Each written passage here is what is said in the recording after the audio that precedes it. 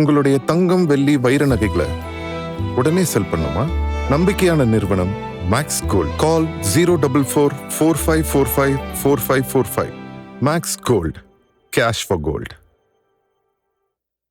நேற்று விஜய்க்கு பிரச்சாரம் மறுக்கப்பட்டதா பெரம்பூரில்?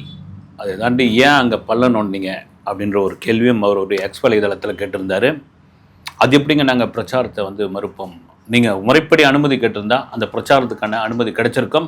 தேர்தல் ஆணையம் அப்படிலாம் நடக்கவே நடக்காது அப்படின்னு அந்த பள்ளம் தோன்றதுக்கான ஒரு விஷயத்தை சென்னை மாநகராட்சி சொல்லியிருக்காங்க. இதுக்கு முன்னாடி நாளைக்கு ஒட்டுமொத்தமாக 234 தொகுதி வேட்பாளர்கள் ப்ளஸ் புதுச்சேரி வேட்பாளர்களை சென்னை நுங்கம்பாக்கத்தில் உள்ள தாஜ் ஹோட்டலில் அறிமுக விழா, அதற்கான அனுமதி வந்துடும். ரைட், அந்த அறிமுக விழா ரொம்ப முக்கியமானது. ஏன்னா எல்லாரும் களத்துக்குள்ள வேட்பாளர் அறிவிச்சாச்சு, பிரச்சாரத்துக்கு கிளம்பியாச்சு, அடுத்தடுத்த கட்ட வேலைகள் நடந்தாச்சு. இன்னும் திமுக தரப்பில் இருந்தால் கொஞ்சம் அப்படி எழுப்பறியாக போயிட்டு இருக்கு. ஏன்னா அதிமுக யார் யார் வேட்பாளர்கள் நிறுத்துறாங்கன்ற ஒரு பக்கம் அவங்க பார்த்துக்கிட்டு இருக்காங்கன்ற மாதிரியான ஒரு தகவல் இருக்குது. இன்னொரு பக்கம் டிவிக்கு ஏன் இவ்வளோ ஸ்லோவாக இருக்கீங்க, ஸ்லோவாக இருந்தாலும் என்ன உங்களுடைய அரசியல் வியூகம் அப்படின்ற ஒரு கேள்வி இருக்கும் பொழுது நாங்கள் பார்த்து தான் வைக்கிறோம். அதே சமயத்தில் எங்களுக்கான பலம் எங்களுக்கு தெரியும் அப்படின்னு. சரி, விஜய் 234 தொகுதியை ஒரே ஏக்தமில் ஒரு சுற்றுப்பயணத்தை முடிப்பாரா அப்படின்ற ஒரு கேள்வி இருக்கும் பொழுது, எம்பா பெரம்பூரில் வந்ததுக்கே அவங்க தடுத்து நிறுத்துறாங்க, அதுக்கப்புறம் எங்கே முடிப்பாரா வருவாரா அப்படின்ற ஒரு கேள்வி வைக்கிறீங்க அப்படின்ட்டு. அதுதான் தேர்தல் அதிகாரி என்ன சொல்லியிருக்காருன்னா, இவங்க வெறும் பேப்பரில் எழுதி கொடுத்துட்டு போயிருக்காங்க அனுமதி கிடைத்ததை. எங்களுக்கு ஒரு ஆப் ஒன்று இருக்குது, அந்த ஆப் மூலியமாக தான், அந்த செயலி மூலியமாக தான் நீங்கள் விண்ணப்பிக்க வேண்டும், நீங்கள் அனுமதி கேட்க வேண்டும். அப்படி அதில் அனுமதி கேட்காம வெறும் தாளில் கேட்டால் எப்படி அப்படின்னு ஒரு கேள்வி கேட்டிருக்காரு. இது கூட தெரியாமல் எப்படி இருக்கும் அப்படின்ற மாதிரி கேள்வி. கண்டிப்பாக, ஏன்னா தாவேக்காவில் எல்லா பிரிவு, வர்த்தக பிரிவு, அரசியல் பிரிவு, வழக்கறிஞர் பிரிவு, அப்புறம் மூத்த அரசியல் வல்லுநர்கள், அனுபவசாலிகள், செங்கோட்டையன் மாதிரியான ஆட்கள் எல்லாமே இருக்காங்க. இது தெரியாமல் எப்படி மனுவை எடுத்து போய் கொடுத்துருப்பாங்க அப்படின்ற ஒரு கேள்வி பெருங்கேள்வியாக இருக்குது. அதை தேர்தல் அதிகாரி சொல்லியாச்சு. நேற்று எக்ஸ் வலைதளத்தில் விஜய் போட்டிருந்தார்.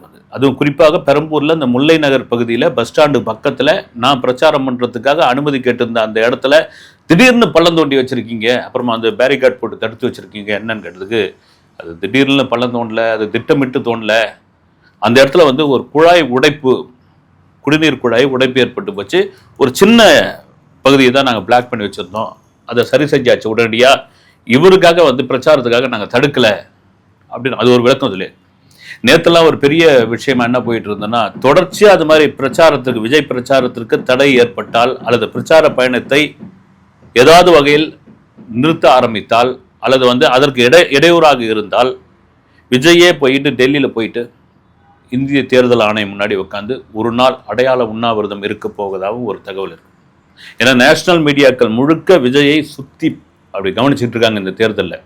அதுக்கு ஒரே ஒரு காரணம் என்னன்னா, விஜய் ஒரு உச்ச நட்சத்திரம், முதல் தேர்தல் களத்தை சந்திக்கிறார், 250 கோடி சம்பளம் வாங்குறார். இதை கூட கிண்டல் பண்ணியிருந்தாங்க, என்னப்பா 250 கோடி 250, அதை விட்டுட்டு ஏன்பா இவர் வராரு, இங்கே ஒரு 1000 கோடி கிடைக்கிறதுக்கான சம்பாதிக்கிறது தானே வராரு அப்படின்னு விஜய் தரப்புல விஜய் என்ன சொல்றாருன்னா, 250 கோடி அப்படின்ட்டு நான் வருஷத்துக்கு 4 படம் நடிச்சுன்னா எனக்கு 1000 கோடி அசால்ட்டாக வந்துட்டு போகுது, அதை விட்டு நாங்கள் ஏங்க இதில் ரிஸ்க் எடுக்கணும், நான் சம்பாதிக்கிறதுக்காக வரேன், நான் வரேன், ஒரு நல்லது பண்ணுறேன், என்னால் முடிஞ்ச ஒரு நல்லது பண்ணுறேன், இந்த மக்களுக்கு ஏதாவது செய்கிறேன் அப்படின்ற ஒரு விஷயம். குறிப்பாக இளைஞர் பெண்களுடைய வாக்கு அவருடைய விஜய் பக்கம் மிகப்பெரிய அளவில் கவனமாக திரும்பி இருக்கிறது. சரி, நாளைக்கு வேட்பாளர் அறிமுகம் நாளைக்கு மறுநாள் 30ஆம் தேதி விஜய் வேட்புமனு தாக்கல் செய்கிறார். 30ஆம் தேதியிலேருந்து வேட்புமனு தாக்கல் தொடங்குது. அன்றைக்கே ஆரம்பிச்சிடும். அன்றைக்கே நல்ல நாள், பகல் 12 மணிக்கு வேட்புமனு தாக்கல் செய்ய போகிறதாக ஒரு தகவல் இருக்கு. வேட்புமனு தாக்கல் பண்ணிட்டு அங்கிருந்தே பிரச்சாரத்தை ஆரம்பிக்கிறார். ஏன்னா டைம் இல்லை ராஜா, இன்னும் ஒரு 25 நாள் கூட இல்லை, அதுக்குள்ள பிரச்சாரத்தை தொடங்கி தான் ஆகணும். ஏன்னா இங்க ஆரம்பிக்கிறதுக்கே, கோட்டையிலிருந்து ஆரம்பிக்கிறதுக்கு இன்னும் குமரி வரைக்கும் போகணுமே, என்ன பண்றது அப்படின்னு. சரி, இந்த வேட்பாளர் அறிமுகம், வேட்பாளருக்கான இந்த மனுக்கள், அதுக்கான அந்த வழக்கறிஞர் பிரிவு, இவங்கெல்லாம் என்னன்னா அஃபிடவிட் தாக்கல் பண்ணணும், அது கரெக்டா பண்றாங்களா அப்படின்ட்டு அவங்க செக் பண்ணிட்டு இருக்காங்க. ஏன்னா கடைசி நேரத்தில் அந்த வேட்புமனு நிராகரிக்கப்பட்டால் பெரிய சிக்கலாக மாறிவிடும். கண்டிப்பாக மாறிடாது.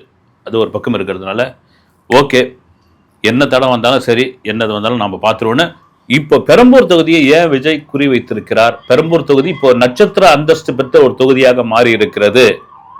சென்னையிலேயே ரொம்ப பழமையான தொகுதின்னு கூட சொல்லலாம். 1950களில் அந்த தொகுதியை கொண்டு வந்தாங்க. கிட்டத்தட்ட அதிகப்படியான தொழிலாளர்கள் உள்ள ஒரு தொகுதி. பட்டியலின மக்கள், சிறுபான்மையினத்தினர் அதிகமாக இருக்காங்க.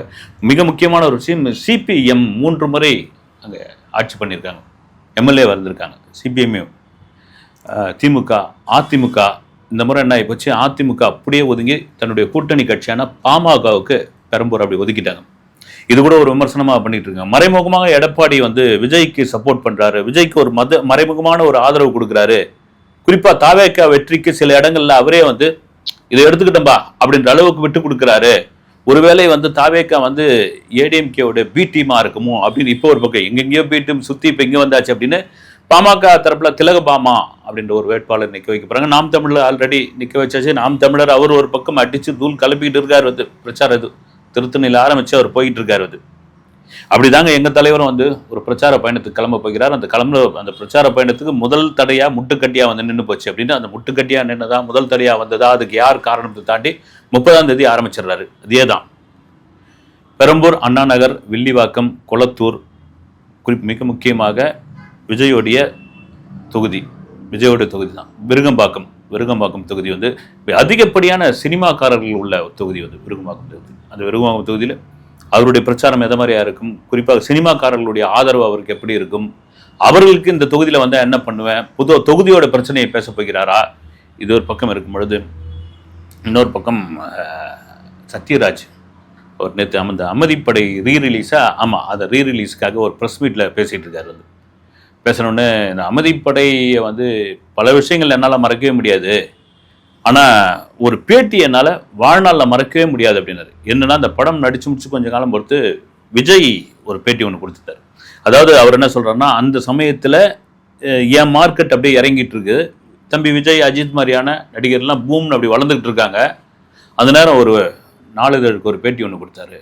எந்த கேரக்டரில் நீங்கள் நடிக்கணும்னு விருப்பப்படுறீங்க அப்படின்னு அந்த நிருபர் கேட்டதுக்கு, எனக்கு அமதிப்படை அமாவாசை கேரக்டர் மாதிரி ஒரு கேரக்டரில் பண்ணணும்னு ஆசை, அதில் பிச்சு உதறிப்பார் சத்யராஜ் அப்படின்னு. இமிடியேட்டாக நான் விஜய்க்கு ஃபோன் பண்ணி, விஜய் ரொம்ப நன்றி விஜய் அப்படின்னு சொன்னேன் நான் அப்படின்ட்டு சொல்லியிருந்தார். தலைவா படத்துலேயும் ஒரு பிரமாதமான கேரக்டர் விஜயோடு சேர்ந்து நடிச்சிருப்பார் சத்யராஜ்.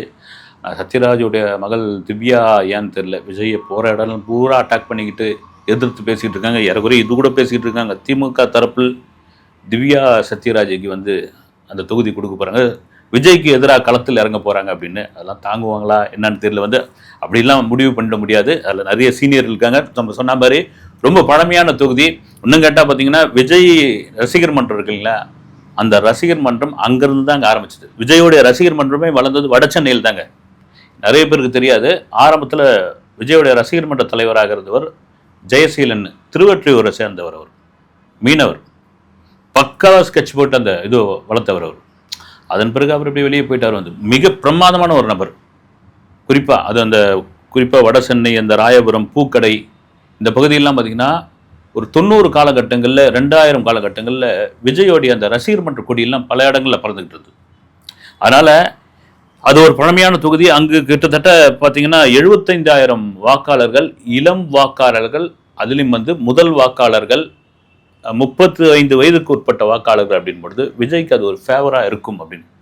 ஒரு டஃப்பான தொகுதி தான். அதை தாண்டி விஜய்க்கு வெற்றி வாய்ப்பு அதிகம் உள்ள ஒரு தொகுதி அப்படின்னு முடிவு பண்ணியிருக்காங்க. இப்படி இதெல்லாம் ஒரு பக்கம் இருக்கும்போது, இந்த சினிமாக்காரர்களில் யாருப்பா நட்சத்திர அந்தஸ்துள்ள இந்த சினிமா நட்சத்திரங்கள் யாரெல்லாம் தேர்தல் கணத்தில் இறங்க போகிறாங்க அப்படின்னு திடீர்னு இப்போ ஒரு அறிவிப்பு வந்திருக்குது.